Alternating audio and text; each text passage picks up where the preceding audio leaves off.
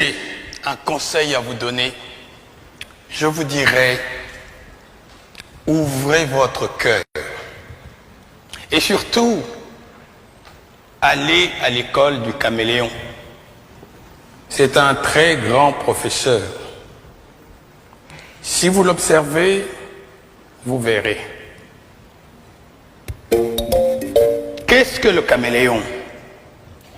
D'abord, quand il prend une direction, il ne détourne jamais sa tête. Donc, ayez toujours un objectif précis dans votre vie et que rien ne vous détourne de cet objectif.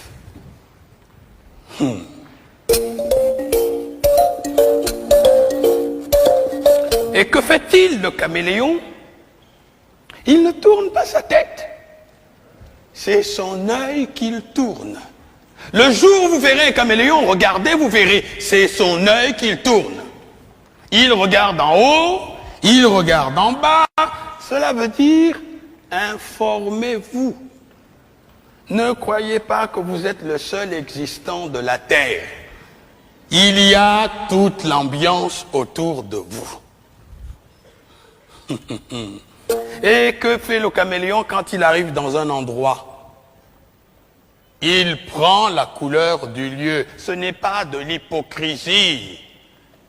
C'est d'abord la tolérance et le savoir-vivre. Se heurter les uns les autres n'apporte rien. Jamais on n'a rien construit dans la bagarre. La bagarre détruit. Donc, la mutuelle compréhension est un grand devoir. Il faudrait toujours chercher à comprendre notre prochain. Si nous existons, il faut admettre que lui aussi, il existe.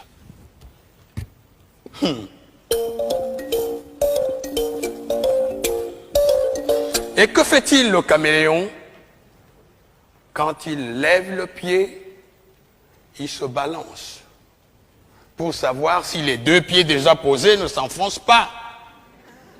C'est après seulement qu'il va déposer les deux autres. Il balance encore, il lève. Cela s'appelle la prudence dans la marche. Sa queue est préhensible. Il l'accroche. Hein? Il ne se déplace pas comme ça. Hein? Il l'accroche. Afin que si le devant s'enfonce, il reste suspendu. Cela s'appelle assurer ses arrières. Ne soyez pas imprudent.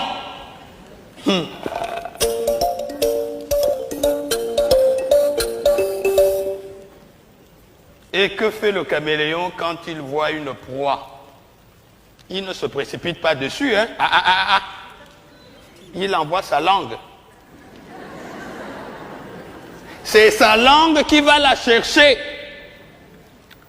Car la petite proie ne vous dit pas qu'elle ne peut pas vous faire mourir. Alors, il envoie sa langue. Si sa langue peut lui ramener sa proie, il la ramène tranquillement. Sinon, il a toujours la ressource de reprendre sa langue et d'éviter le mal. Ne soyez pas imprudent. Allez doucement dans tout ce que vous faites. Si vous voulez faire une œuvre durable, soyez patient, soyez bon, soyez vivable, soyez humain.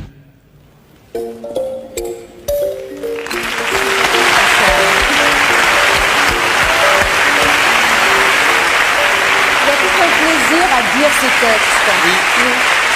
C'est Amadou Ampateba, par ce texte, en tout cas moi, me fait revivre tout ce que mes parents m'ont dit autour du feu. Et c'est toute la grande philosophie qui doit normalement nous accompagner durant toute notre vie.